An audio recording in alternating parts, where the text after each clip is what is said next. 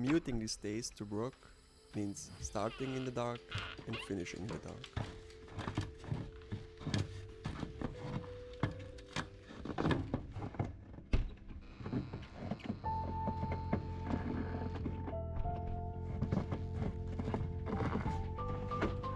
It's not too often to have this much snow in Stavanger, which makes commuting quite an adventure.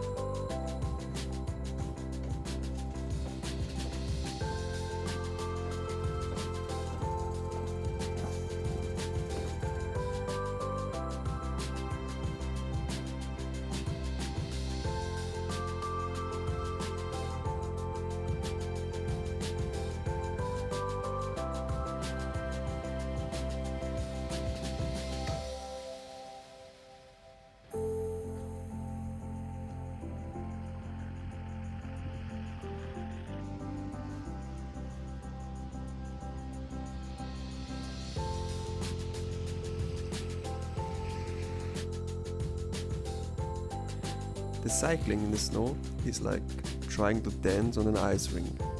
It's a bit slippery and you might look ridiculous. But after a bit of practicing, eventually it rocks.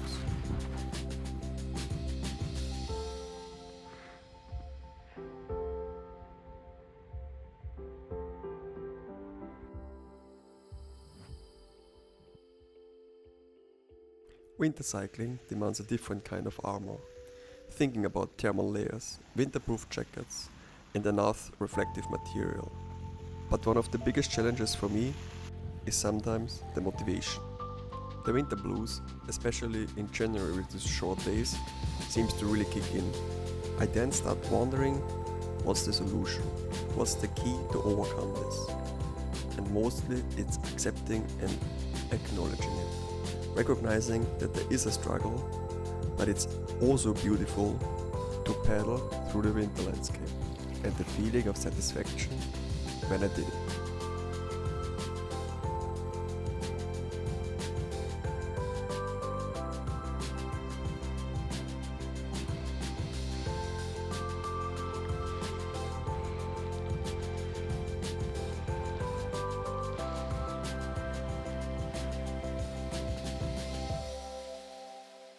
I usually commute like every day to work, which is for me around 8 kilometers, a little bit more than 8 kilometers, and something I really enjoy. But the last 2 weeks or 3 weeks were pretty tough because the temperature dropped quite significantly. We had like days like minus 10 degrees, and then it really started snowing in addition and quite heavily sometimes, so it was quite tough. Why I do that is, for me, it's a habit, it's a routine which I really want to be persistent over the whole year. And you might think on the one hand it's pretty dangerous because normally it's like the cycling ring is right next to a street, but I would say I have the luxury here that I cycle really along the Firth, which is pretty independent of the traffic here. And yeah, that's why I would say it's not too dangerous in my case, but that's something maybe to consider to have a bit of a safety aspect here. Yeah, additionally, I would say in January it's also hard because it's the longest time since the last competition and it's still quite some time until the competition start coming in.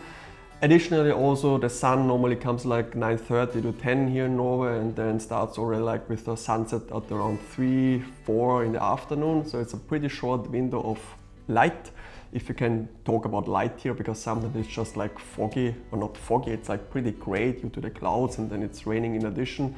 Whereas the body feels just like tired. So the commuting at least is for me something to really get the system up in the morning, and I feel pretty much more awake doing that, and also in the evening to have like a bit of, as said, this routine. Additionally, when I just train, I'm normally on Zwift in winter, so you lose a bit the bike handling skills, and doing this here on the slippery roads is actually something you increase even the bike handling skills because you really need to handle the bike properly out there.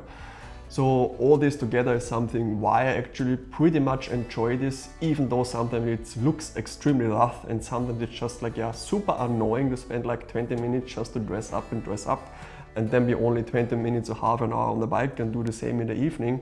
But all in all, it's, I would say, something really nice to be able to do that, to have like the cycling path really along the ocean in a way, which is simply amazing.